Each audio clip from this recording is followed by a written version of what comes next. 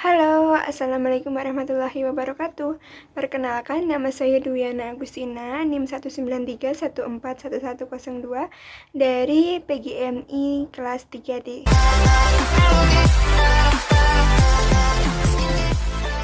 Nah, pada kesempatan kali ini saya akan membahas tentang sejarah Indonesia dari zaman prasejarah hingga sampai saat ini, dan potensi-potensi apa saja yang ada di Indonesia.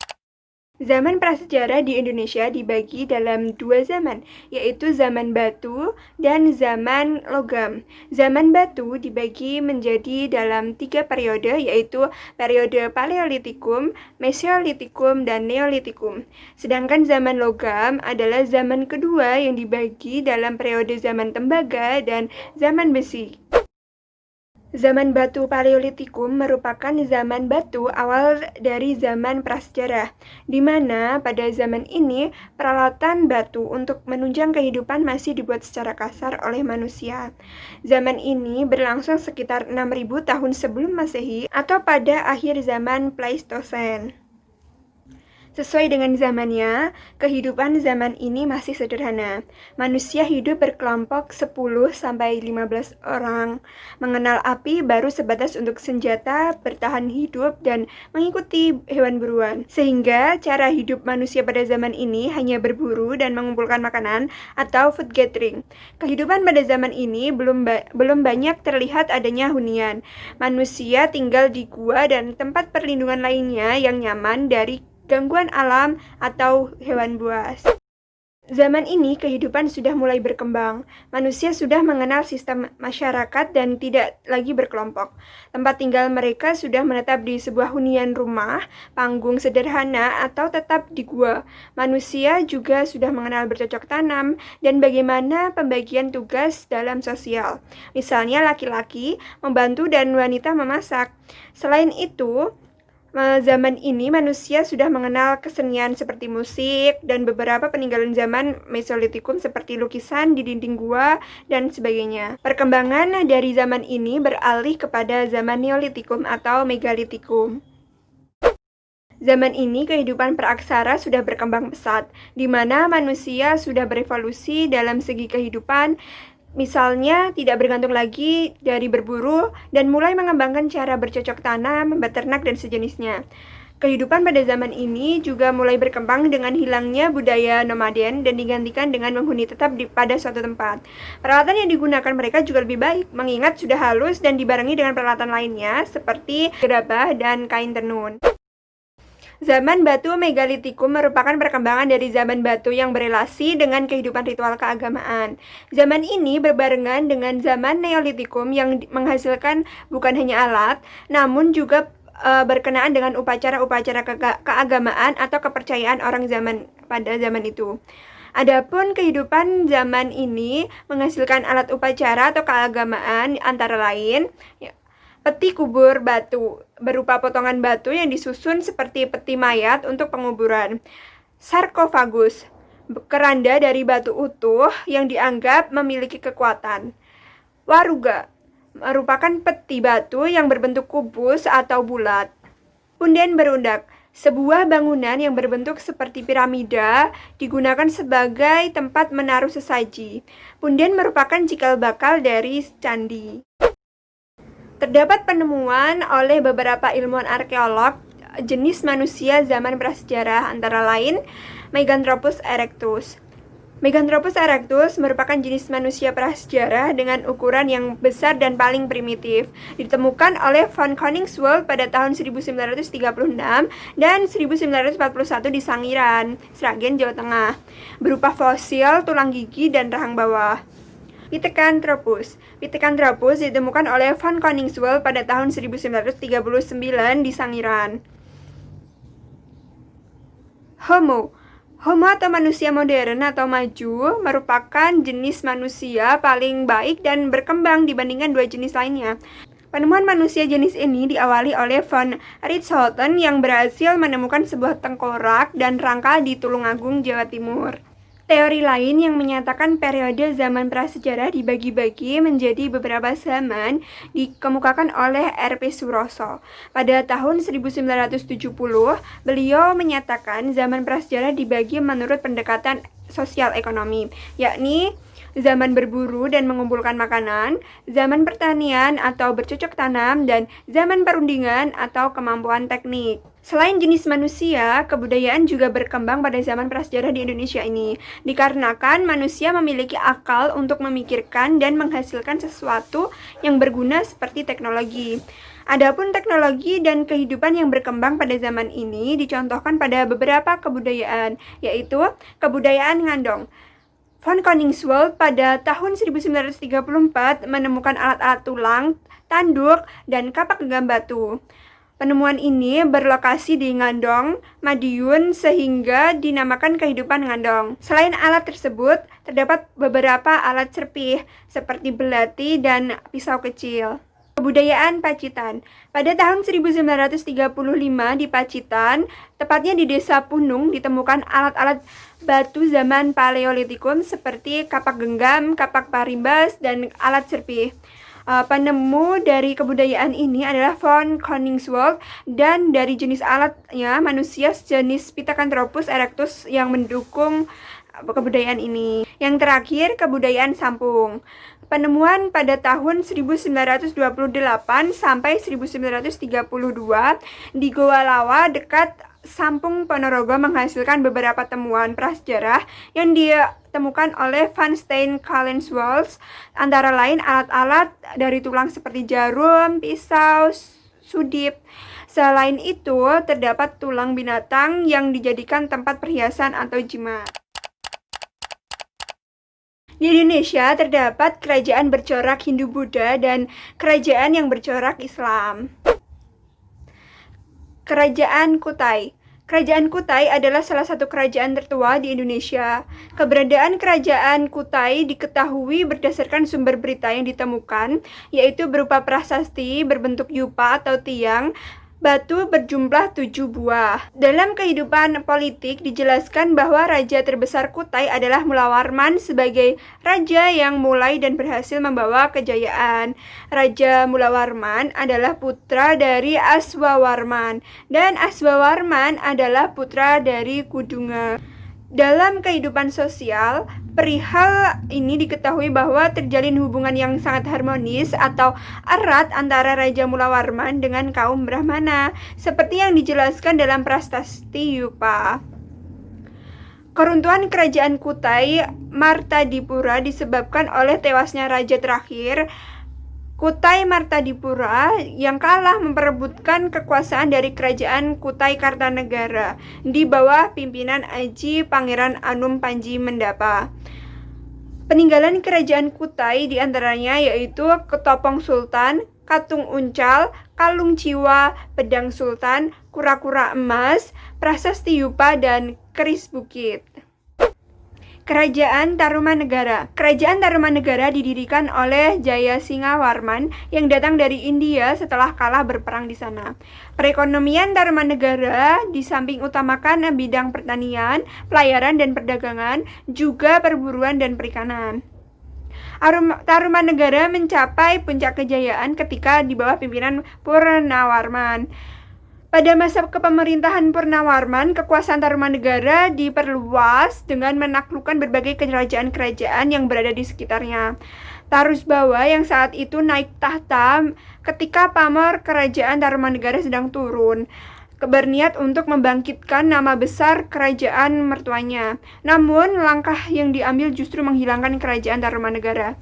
Peninggalan kerajaan Tarumanegara antara lain Prasasti Ciaterun, Prasasti Jambu, Prasasti Kebon Kopi, Prasasti Muara Cienten, Prasasti Pasir Alwi, Prasasti Cidanghayang atau Prasasti Lebak, dan Prasasti Tugu.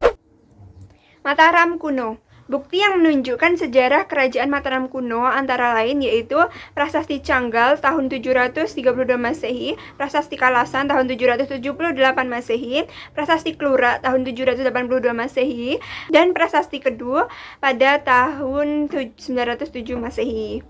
Pada tahun 717 sampai 780, Raja Sanjaya mulai memerintah Kerajaan Mataram. Setelahnya digantikan putranya yang bernama Rakai Panangkaran. Pada masa pemerintahan Panangkaran, bukan hanya agama Hindu saja yang berkembang. Beliau adalah raja yang juga memperhatikan perkembangan agama Buddha. Dengan semakin berkembangnya Kerajaan Sriwijaya Mataram mengalami penurunan. Keruntuhan Mataram juga dihubungkan dengan faktor alam. Pada awal abad ke-11, Gunung Merapi meletus dan dengan dahsyatnya. Meletusan Gunung Merapi mengubur berbagai bangunan penting Kerajaan Mataram. Kerajaan Sriwijaya. Raja pertama Kerajaan Sriwijaya adalah Dabuntahyang Srijayanaga. Dengan pusat kerajaannya, terdapat dua pendapat, yaitu pendapat pertama menyebutkan pusat Sriwijaya di Palembang dan pendapat yang kedua yaitu di Jambi.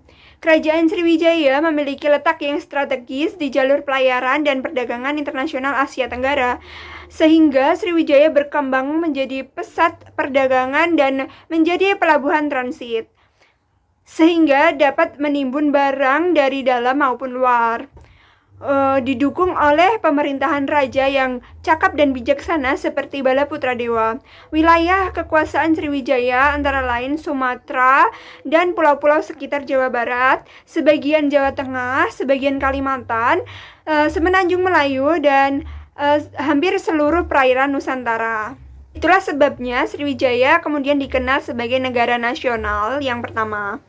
Penyebab kemunduran Kerajaan Sriwijaya antara lain yaitu perubahan kondisi alam. Pusat Kerajaan Sriwijaya semakin jauh dari pantai sehingga mengakibatkan pengendapan lumpur. Pendangkalan Sungai Musi yang terus menyebabkan air laut semakin jauh karena terbentuknya daratan baru. Mundurnya angkatan laut sehingga banyak daerah kekuasaan melepaskan diri. Kerajaan Kediri. Awal mula berdirinya Kerajaan Kediri adalah Raja Airlangga yang memerintahkan membagi kerajaan menjadi dua bagian. Pembagian kerajaan dilakukan oleh seorang Brahmana yang terkenal akan kesaktiannya, yaitu Empu Brahma. Jayabaya adalah raja yang cukup berhasil membawa Kerajaan Kediri dalam kemajuan. Kerajaan semakin teratur, rakyat hidup makmur. Kediri juga memiliki armada laut, bahkan telah ada Senopati Sarwajala atau Panglima Angkatan Laut. Kerajaan Kediri akhirnya mengalami keruntuhan. Kartajaya atau Dandang Gendis merupakan raja terakhir. Terjadi pertentangan antara Kartajaya dengan para pendeta atau kaum Brahmana.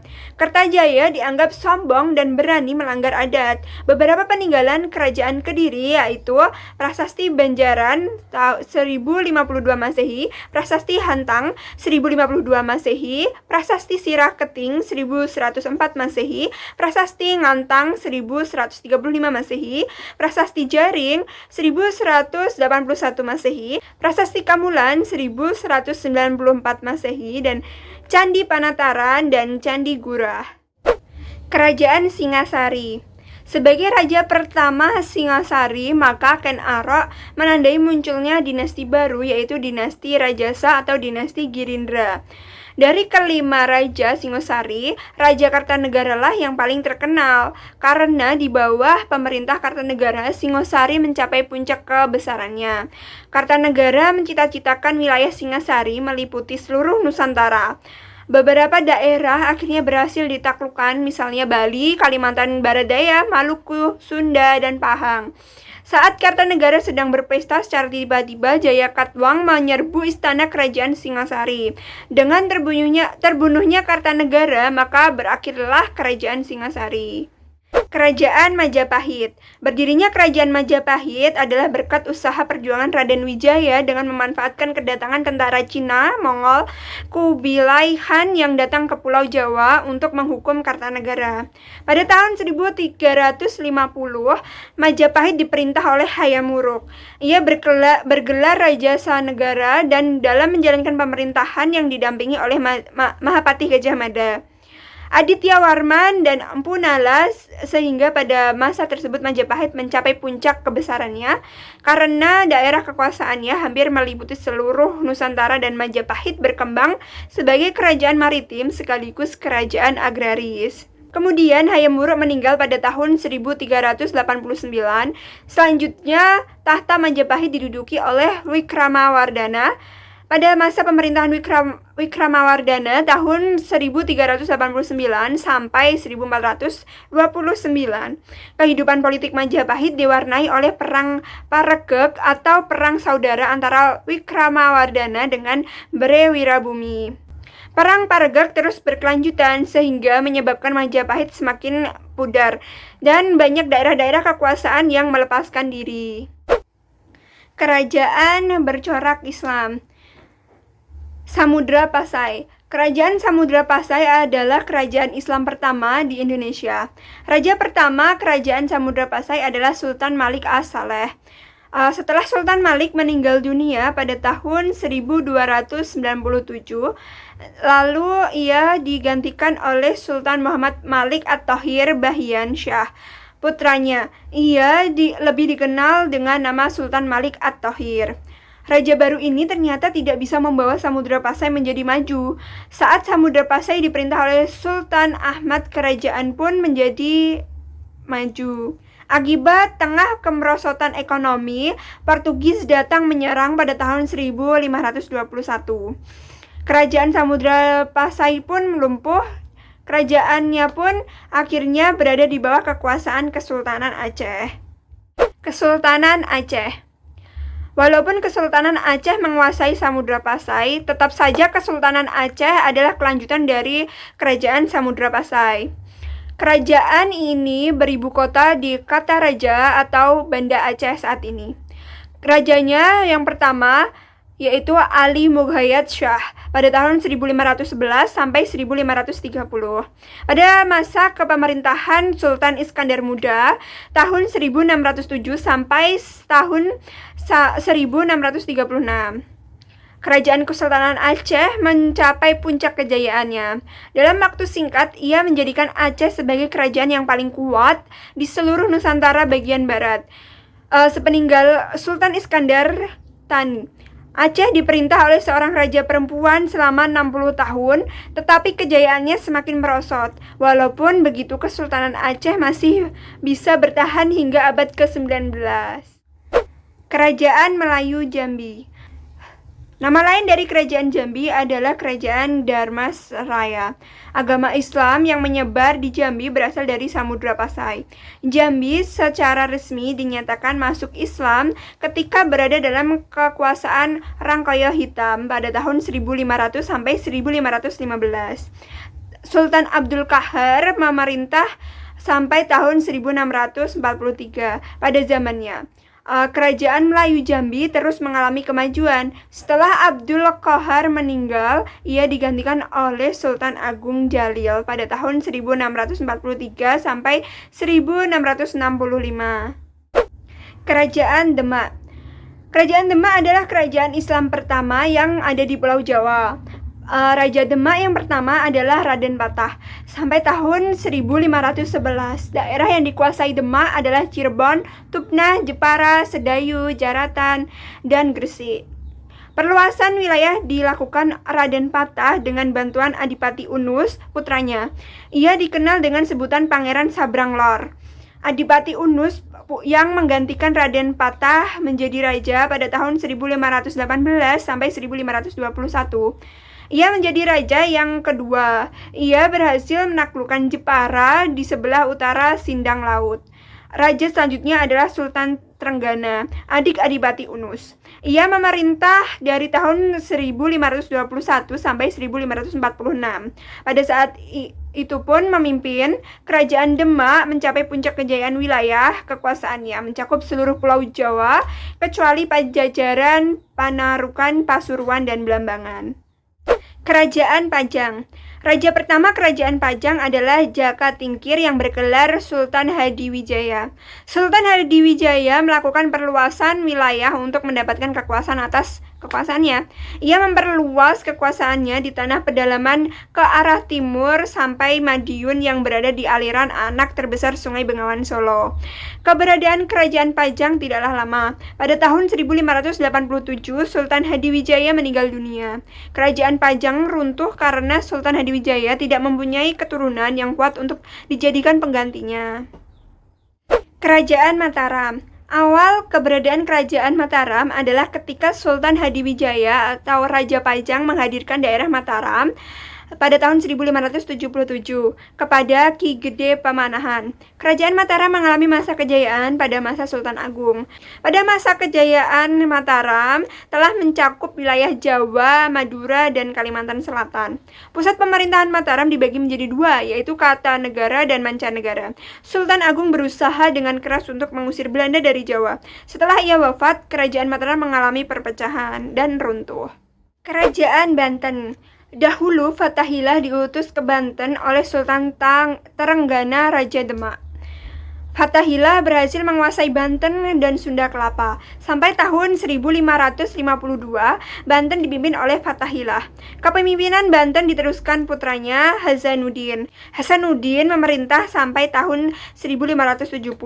Di tangan Hasanuddin, Banten menjadi negara agraris dan maritim, sehingga menjadikannya wilayah yang makmur dan sejahtera.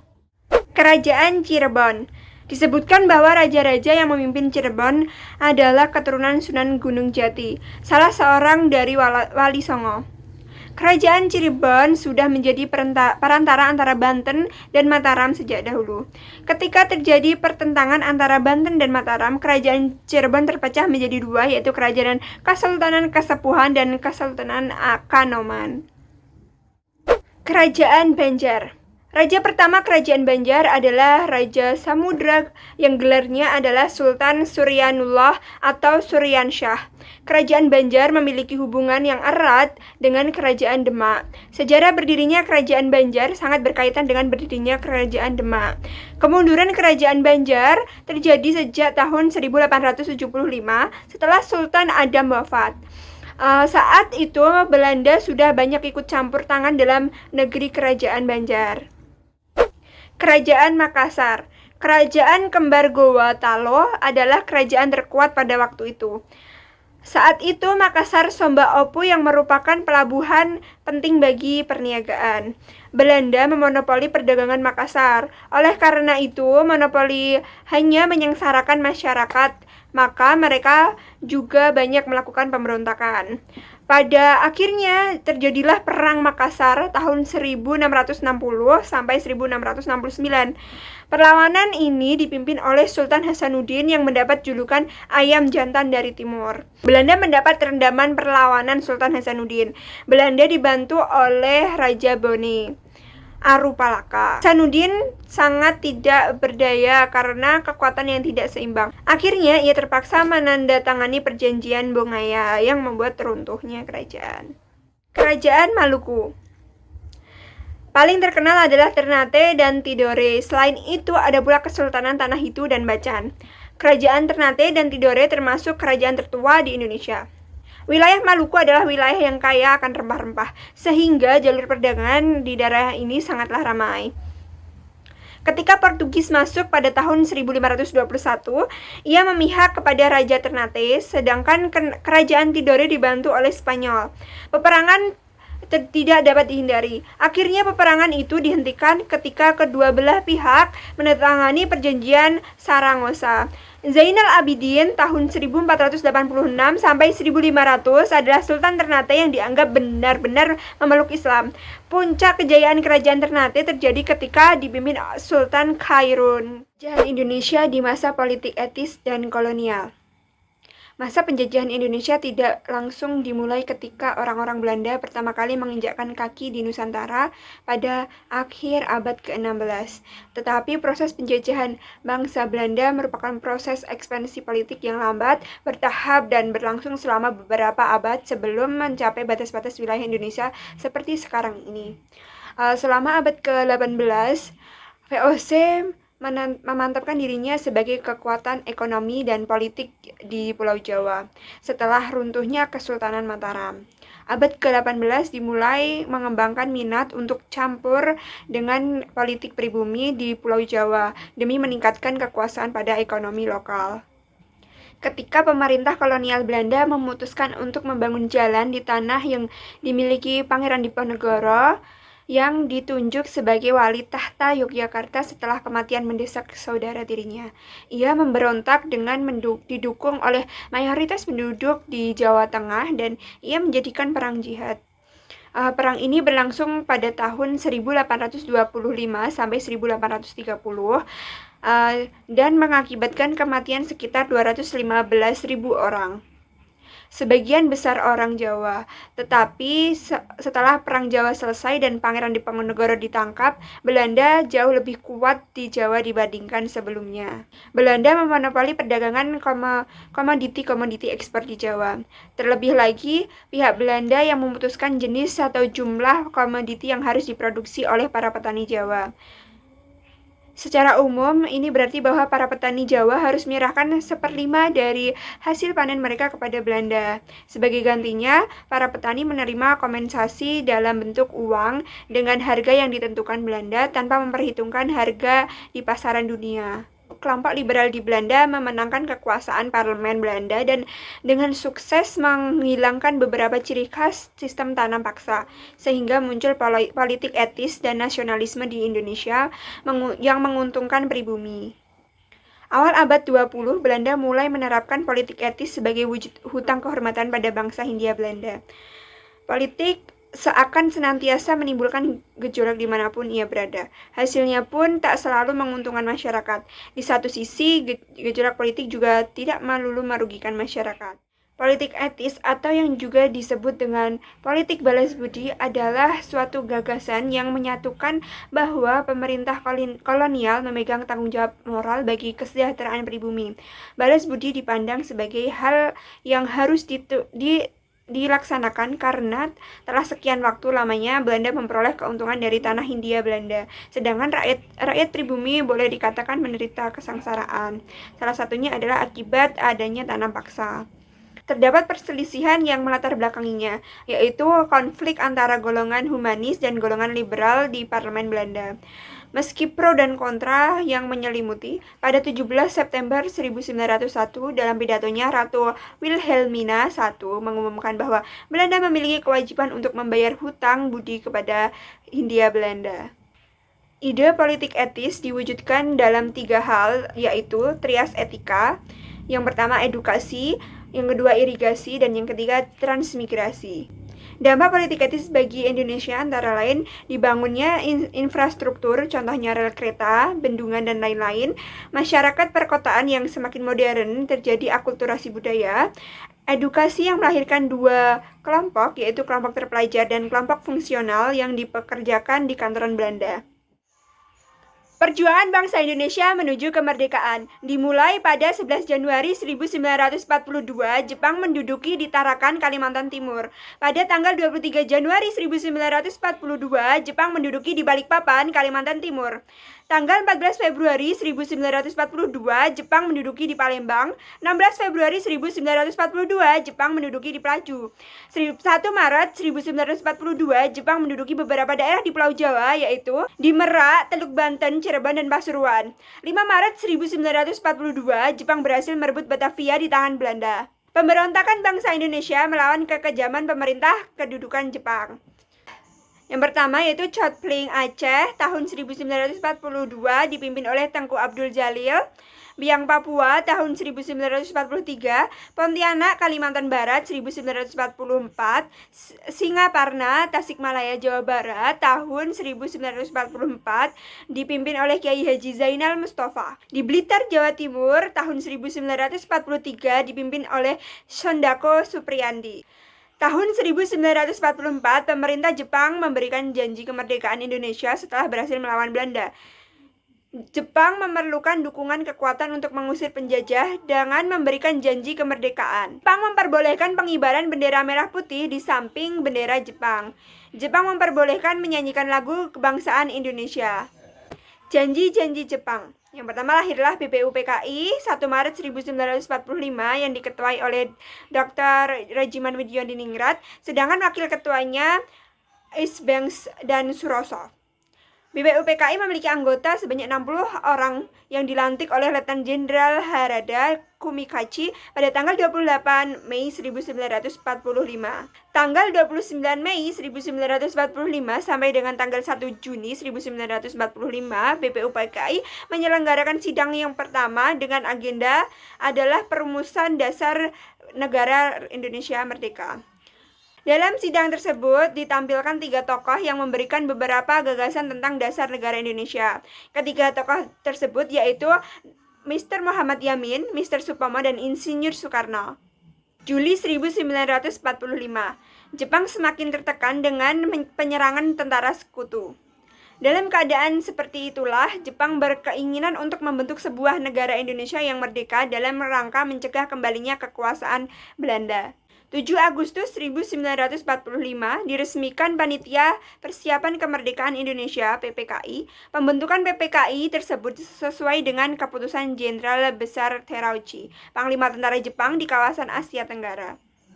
Susunan Panitia Persiapan Kemerdekaan Indonesia terdiri dari 27 orang yang seluruhnya merupakan wakil-wakil bangsa Indonesia. Pada tanggal 9 Agustus 1945, 3 tokoh nasionalis Indonesia yaitu Dr. Rajiman Widyodiningrat, Insinyur Soekarno, Dr. Andes Muhammad Hatta dipanggil oleh Jenderal Besar Terauchi ke Dalat, Saigon, Vietnam.